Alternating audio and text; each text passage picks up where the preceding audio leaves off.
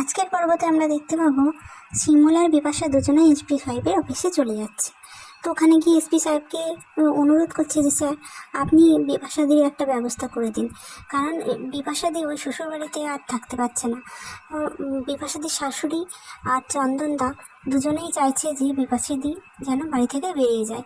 কেন যাবে? একজন মেয়ে বলে কি তার কোনো সম্মান থাকতে নেই? মেয়ে বলে কি তাকে যা ইচ্ছা তাই করা যায়? তাকে কি যখন তখন ছেড়ে দেওয়া যায়? এই বলে শিমুল কথার প্রতিবাদ করতে থাকে।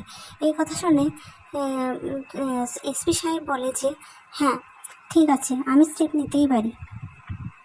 তার মধ্যে দিয়ে আবার দেখা যায় যে বিপাশার স্বামীর দ্বিতীয় পক্ষের মেয়ে বিপাশার ঘরে চলে আসে। অমনি এসে বলে, তোমার ঘরটা তো বেশ খুব সুন্দর গোছানো, তুমি না খুব ভালো আন্টি, আমি কি তোমার ঘরে একটু আসতে পারি? বিপাশা তখন বলে, কেন, তোমার মা কি তোমাকে শিখিয়ে দিয়েছে তুমি আমার ঘরে আসতে? এতদিন আমার সংসার কেড়ে নিয়ে হয়নি, এখন কি আমার ঘরটাও নিতে চাইছো?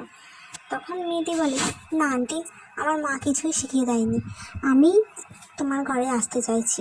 তোমার ঘরটা না খুব সুন্দর, আমার তোমাকে খুব ভালো লাগে, আমি কি আসতে পারি? তখন বিপাশা বলে, না না ঠিক আছে, অত ভালো বলতে হবে না। যাই হোক, এইভাবেই আসতে থাকে। আর দুজনের মধ্যে কিছু কথা আলাপ আলোচনা হতে থাকে। মেয়েটি তখন বলে বসে, আচ্ছা আন্টি, তুমি তো আজকে সারাদিন কিছুই খাওনি, তোমাকে তো রান্নাও করতে দেখলাম না। বিপাশা একটা বিস্কুটের কোটো খুলে বিস্কুট বার করে খেতে থাকে। মেয়েটি তখন বলে, আচ্ছা তুমি কি খাবে? বলছে, না, তুমি যদি দাও তাহলে খেতে পারি। বলছে, মনে আছে 16 আনা, অথচ বলছে না। তুমি না খুব ভালো আন্টি, আমি কি তোমার কাছে থাকতে পারি? বিপাশা বলছে, না না ঠিক আছে, অত ভালো বলতে হবে না, তোমার মা কি সব কিছু তোমাকে শিখিয়ে দেয়? না না আন্টি, তুমি না খুব ভালো, তোমাকে আমার খুব ভালো লাগে, তোমার ঘরে কি আমি আসতে পারি? তোমার কাছে একটু শুতে পারি? ঠিক আছে আন্টি, তুমি যদি একটা বিস্কুট দাও আমি খেতে পারি। বলছে, আর একটা বিস্কুট কি নেবে? হ্যাঁ দিলে খাবো। এইভাবে মেয়েটি বলে, আচ্ছা আন্টি, আমি কি তোমার ঘরে শুতে পারি?